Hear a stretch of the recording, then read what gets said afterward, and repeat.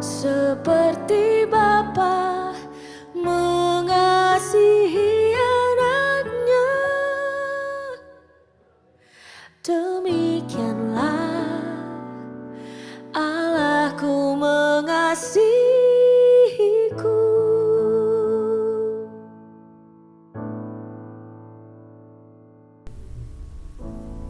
Puji Tuhan, salam sejahtera saudaraku dimanapun kita berada. Umat-umat yang diberkati oleh Tuhan Yesus Kristus, kita sungguh bersyukur sepanjang hari ini Tuhan mengasihi kita dan kasih setia Tuhan memelihara kita di sepanjang hari ini. Amin.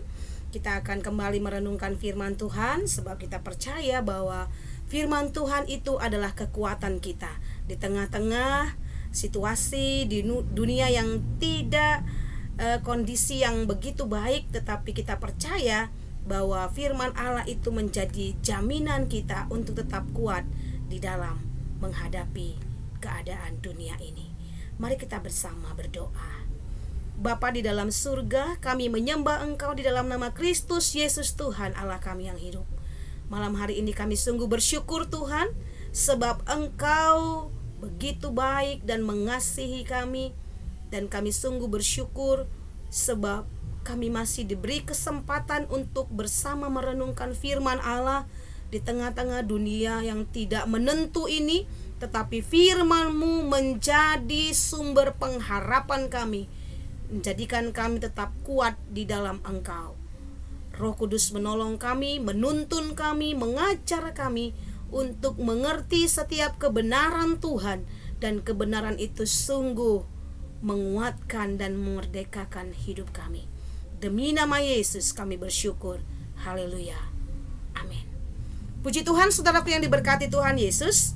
Malam hari ini kita akan membaca beberapa ayat dari firman Tuhan yang tertulis di dalam kitab Habakuk pasal yang ketiga, ayat yang ke-17 sampai ayat yang ke-19.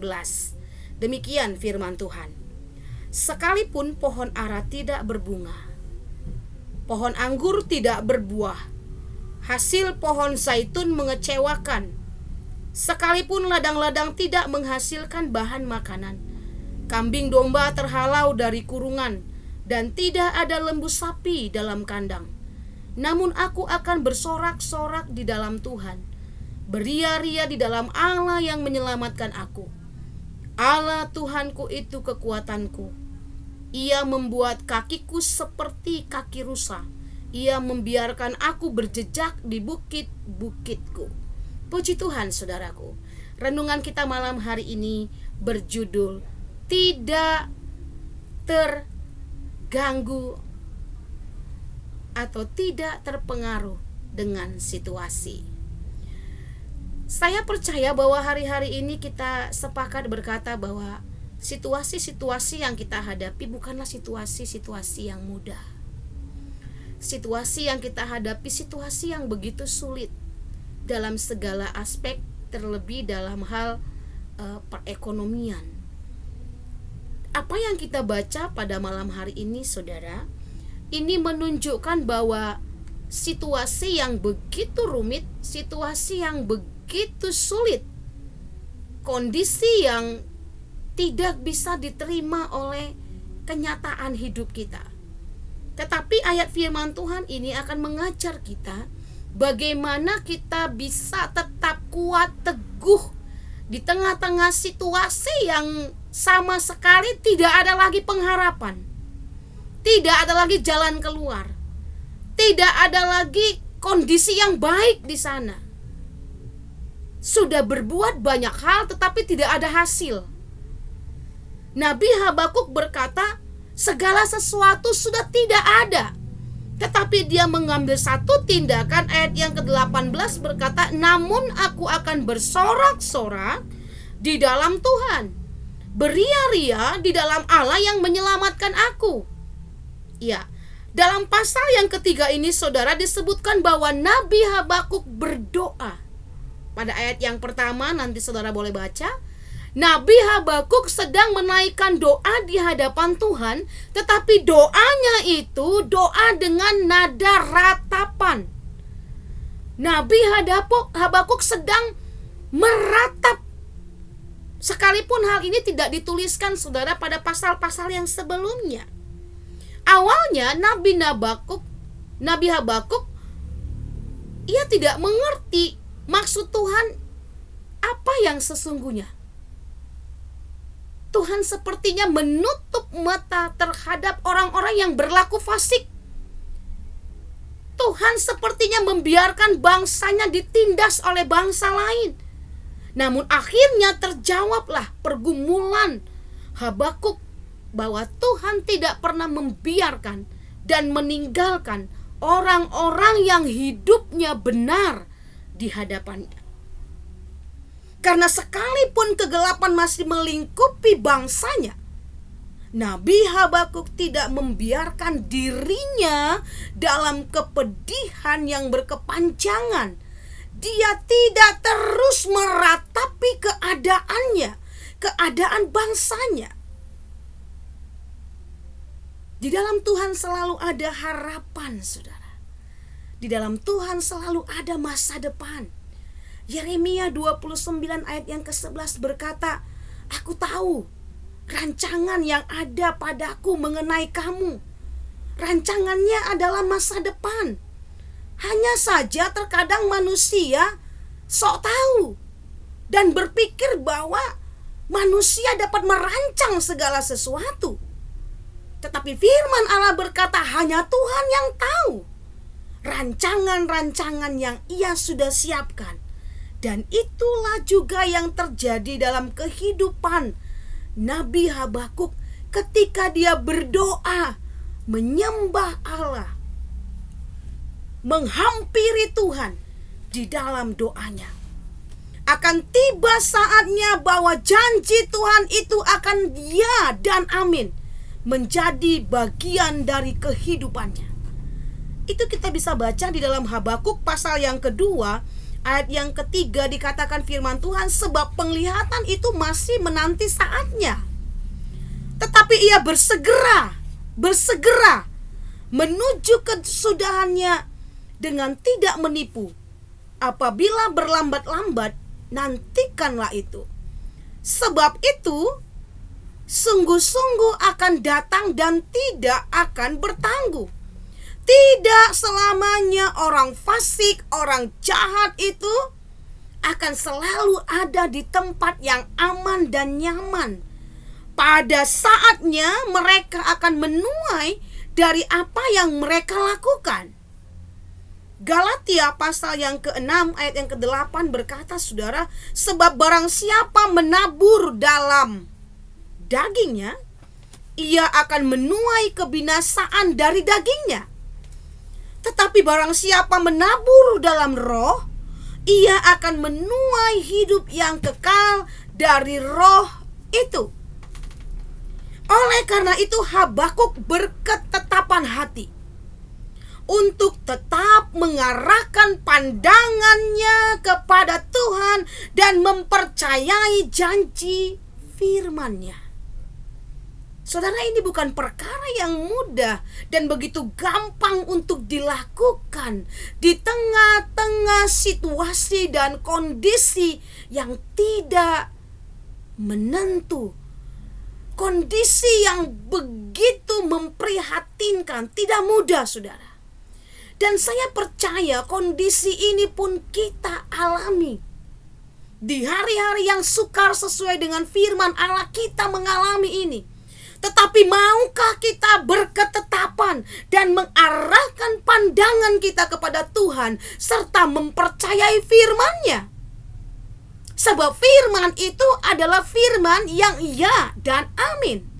Tetapi bagaimana firman yang ya dan amin itu menjadi satu kenyataan di dalam kehidupan kita sebagai orang-orang percaya ketika kita percaya dan melakukan apa yang firman Tuhan itu katakan. Habakuk 2 ayat yang ketiga berkata, Tuhan akan bersegera melakukannya, tidak bertangguh, saudara. Ayat yang ke-17 sampai 18 itu yang membuat Habakuk dapat melihat jauh ke depan, Dia tahu ini tidak perkara mudah.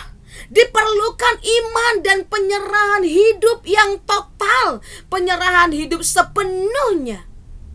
Habakuk harus memakai mata imannya untuk melihat jauh ke depan, melampaui realita dan segala sesuatu yang mustahil yang ada di depan mata. Karena segala sesuatu terhalau sudah.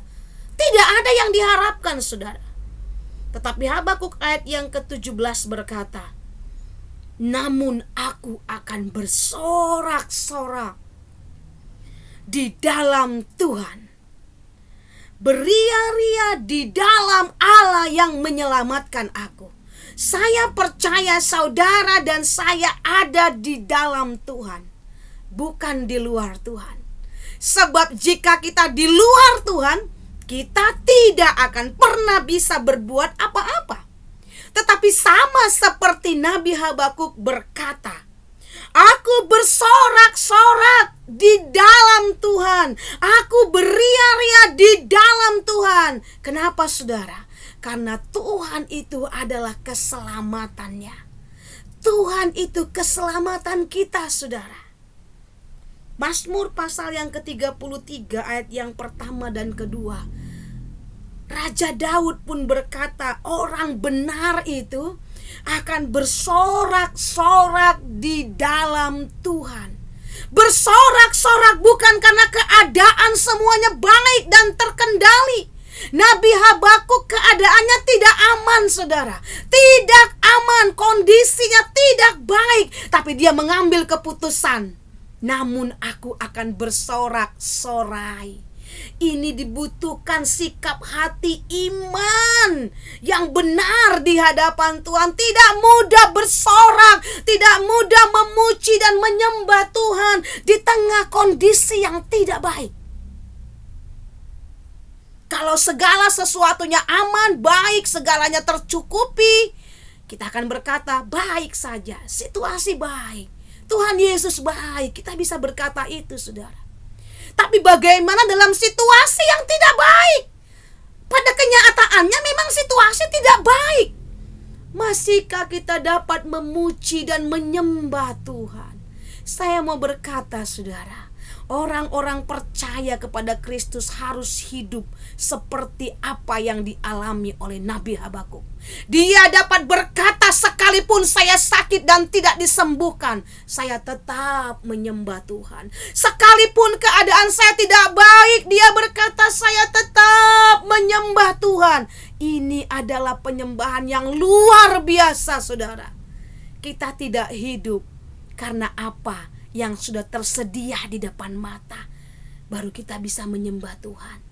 Tapi sekalipun tidak ada, kita bisa berkata, Tuhan, aku bersyukur sebab Engkau baik, Engkau luar biasa, Engkau menjaga, Engkau tidak meninggalkan aku. Mari kita bersama menjadi orang-orang percaya yang hidup karena kata sekalipun. Saudaraku yang dikasihi Tuhan, orang-orang percaya yang hidupnya tidak dipengaruhi oleh kondisi-kondisi yang tidak baik, maka orang itu adalah orang-orang yang sedang dan terus berjalan dalam kedewasaan rohani di hadapan Tuhan. Sekalipun situasi tidak mendukung, Habakuk tetap bersyukur dan bersukacita. Ini tidak mudah, saudara. Sekali lagi iman kita sedang diuji di sini.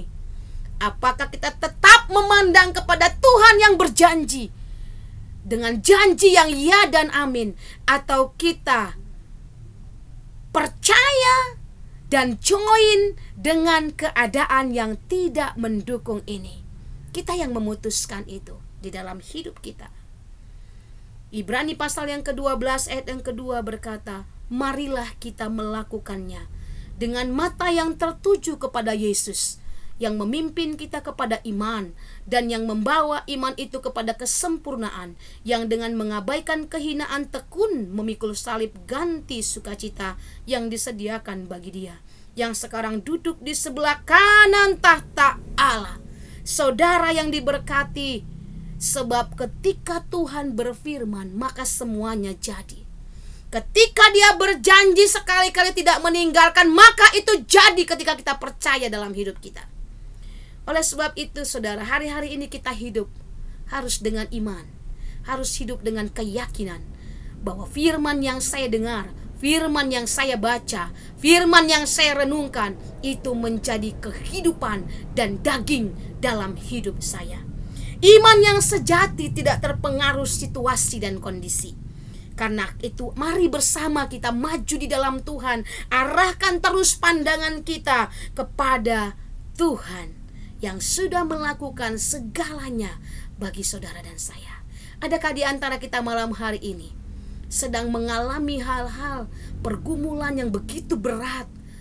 Mari saudara tetap datang dan arahkan pandangan kita kepada Tuhan dengan mata iman yang tertuju kepada Tuhan. Percayalah, Tuhan segera dan tidak bertangguh. Dia pasti menolong saudara, memberkati hidup saya dan saudara. Mari kita berdoa. Bapa di dalam surga, terima kasih untuk setiap janji firman-Mu yang ya dan amin. Sekalipun kami ada di tengah-tengah situasi yang tidak baik, tetapi kami tidak mau terpengaruh dengan kondisi itu Tuhan.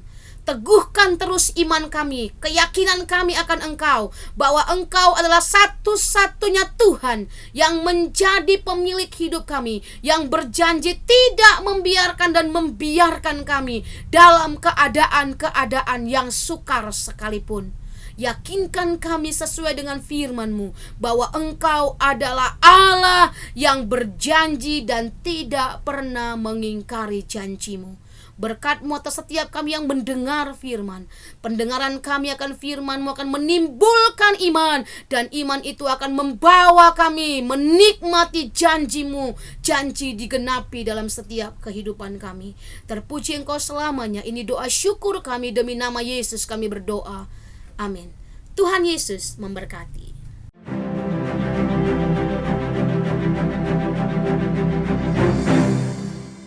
Gerejaku adalah rumahku.